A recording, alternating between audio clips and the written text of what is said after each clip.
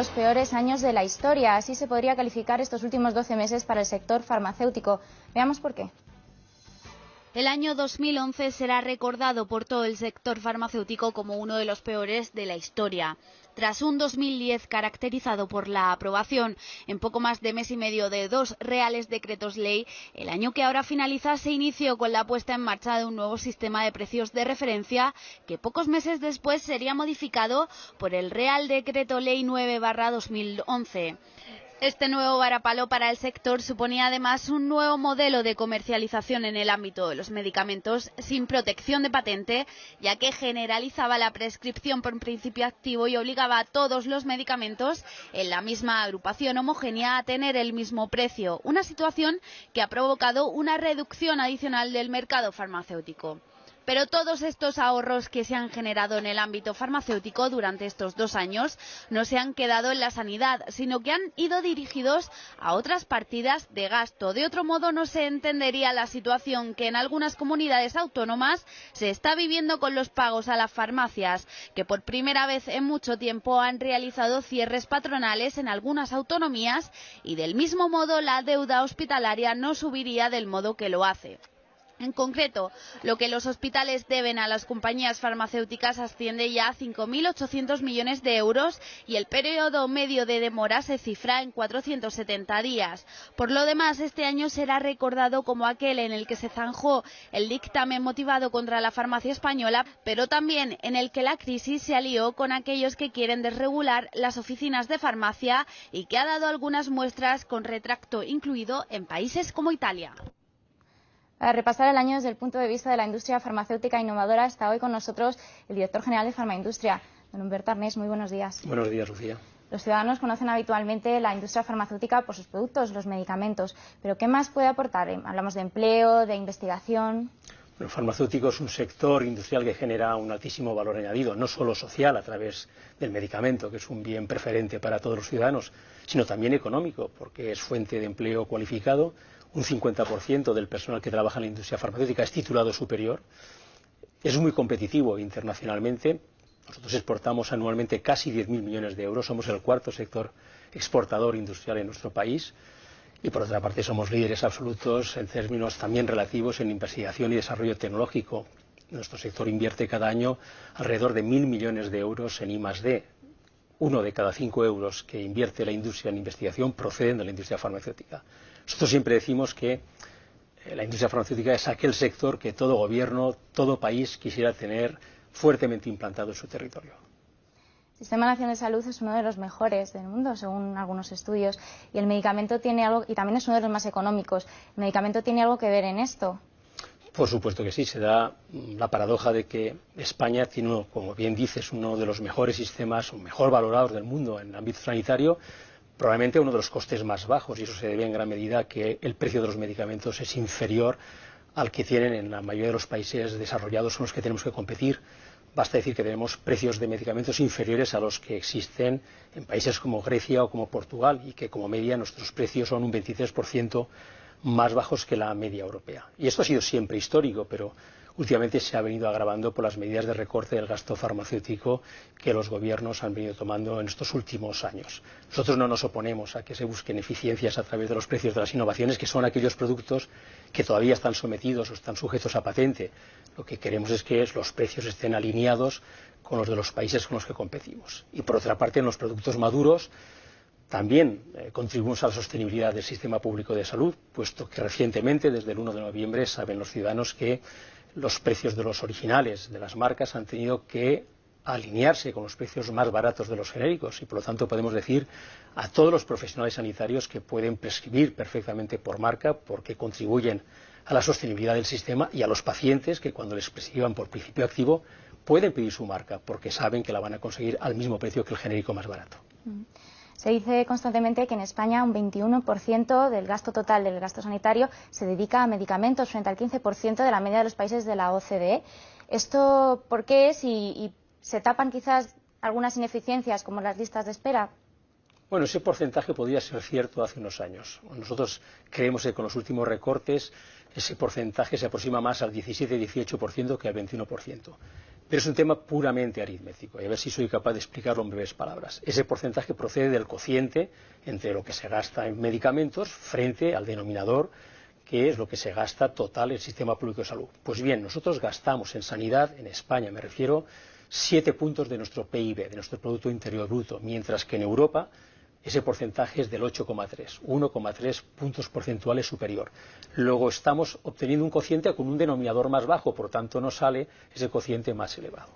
Luego es un tema aritmético. Por otra parte, España tiene un nivel de copago muy bajo en relación a Europa. El copago es la aportación que el ciudadano realiza para adquirir sus medicamentos. Alrededor del 6% en España frente al 12% en Europa. Quiere decirse que el Estado tiene que aportar más recursos públicos para pagar los mismos medicamentos que se pagarían en otros países europeos. La suma de esos dos aspectos, ese denominador elevado, ese denominador más bajo y ese problema del copago, hace que ese cociente que antes se refería usted fuera el 17-18%. Si tomáramos en consideración otros aspectos, estaríamos incluso por debajo de la media europea. Nosotros hemos evaluado que en estos momentos el peso del medicamento, tomando esos aspectos, sería del 13%. Comentaba ese Real Decreto que salió este año, pero que se suma a 2 Reales Decretos anteriores. ¿Cómo ha influido esto en el sector de la industria farmacéutica innovadora? Pues fuertemente. Es cierto que el Real Decreto 9/2011, al que te refieres, pues viene a sumarse a otros 2 aprobados el año pasado, el 8 y el 4/2010,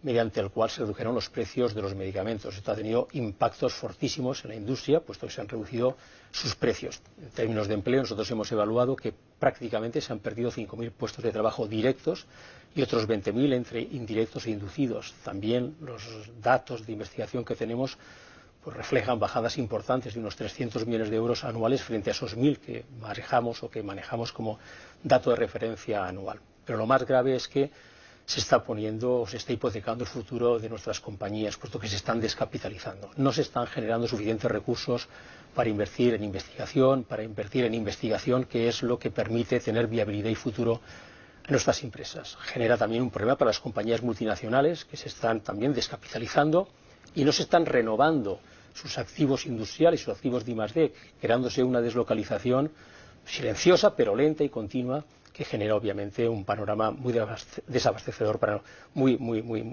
negativo para nuestro país, efectivamente, ¿no? Hemos llegado a una situación límite. Yo no exagero cuando digo eso. Los datos del mercado son clarísimos. El año 2010 decrecimos, el 2011 vamos a decrecer del orden del 10%, el 2012 prevemos que las compañías innovadoras decrezcan del orden del 15%.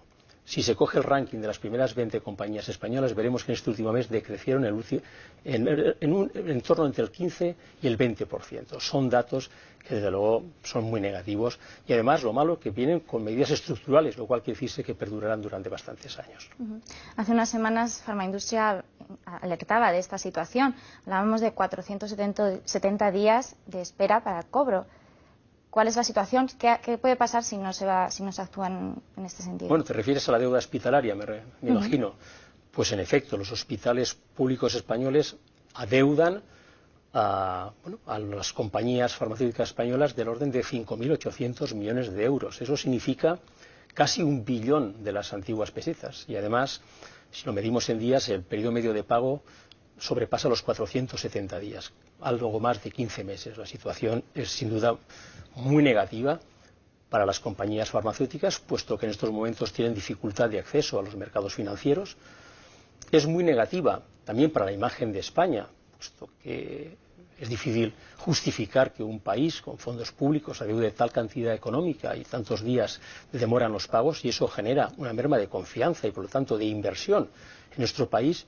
Y lo que es más grave, puede crear problemas de suministro en términos de normalidad para nuestros ciudadanos, puesto que hay algunos hospitales y algunas comunidades cuyo periodo medio de pago supera los 800 días. Nosotros creemos que hay que buscar una solución a ese problema. Desde luego, pasa inevitablemente por financiar adecuadamente al sistema público de salud. No podemos presupuestar por debajo de sus necesidades. Hay que financiarlo adecuadamente. Pero, por otra parte, hay que saldar la deuda acumulada. No se puede ver esas cantidades. 5.800 millones de euros. Hay que saldar esa deuda acumulada. Sabemos que hoy pedir un crédito extraordinario al sector público para hacer frente a ese pago es muy difícil.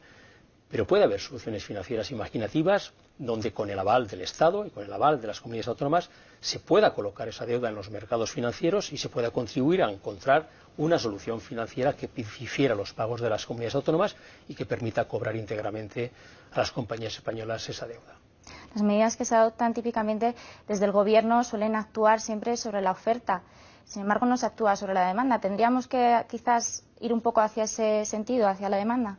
Pues en efecto, en los últimos años se ha actuado prácticamente para contener el gasto farmacéutico sobre los precios. Eso tiene razones muy claras. La primera es que es muy sencillo técnicamente.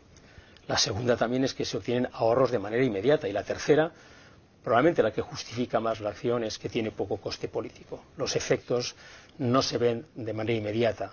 Los medidores o los indicadores de medición de las consecuencias se ven a largo plazo y por lo tanto los efectos políticos son mínimos. La vía de los precios está ya agotada para encontrar ahorros en este sector. ¿Hay que hacer algún intento en términos de demanda? Por supuesto que sí. Se consumen muchos medicamentos en España y hay que apelar a la corresponsabilidad de todos los ciudadanos, también de los médicos, de los profesionales sanitarios, de la industria, de los gestores y de las autoridades. Ahí hay posibilidad, hay bolsas de ahorro. Pero no hay mucho margen, no nos equivoquemos. Hay que buscar también ahorros en el otro 80 y tantos % del gasto sanitario que no es medicamento. Y hay que, por otra parte, atacar el problema en su raíz, y es que el sector está insuficientemente financiado. Hay que dotar al sistema público de salud de los recursos que requiere. Es la única forma de conseguir que los niveles y la calidad de la prestación sanitaria se mantengan. Y eso es lo que demandan nuestros ciudadanos y lo que demandan también los proveedores al sistema. Ya tenemos nueva ministra. Ana Mato tomaba posesión de su cargo la semana pasada. ¿Cómo valora este nombramiento y qué le pediría al nuevo gobierno? Pues estamos expectantes, lógicamente, con este nombramiento y con las primeras palabras en el discurso de investidura del presidente Rajoy cuando habló de un pacto por la sanidad. Ayer tuvimos ocasión de saludar, la semana pasada tuvimos ocasión de saludar a la ministra de Sanidad, la nueva ministra de Sanidad. Nos causó una magnífica impresión. Creemos que es una persona con peso político muy fuerte y eso es muy importante para un Ministerio de Sanidad, que tenga interlocución con el resto de compañeros de gabinete de gobierno, y le hemos pedido que nos reciba cuanto antes, de tal manera que podamos lograr, en términos de una colaboración leal, un diálogo permanente que establezca pues, un marco de referencia, un marco regulatorio estable, un marco regulatorio predecible, que busquemos soluciones a la deuda y que encontremos una solución para que esta industria sea viable. Don Humberto Arnés, pues muchísimas gracias por habernos acompañado en este programa especial. A ustedes, muchas gracias.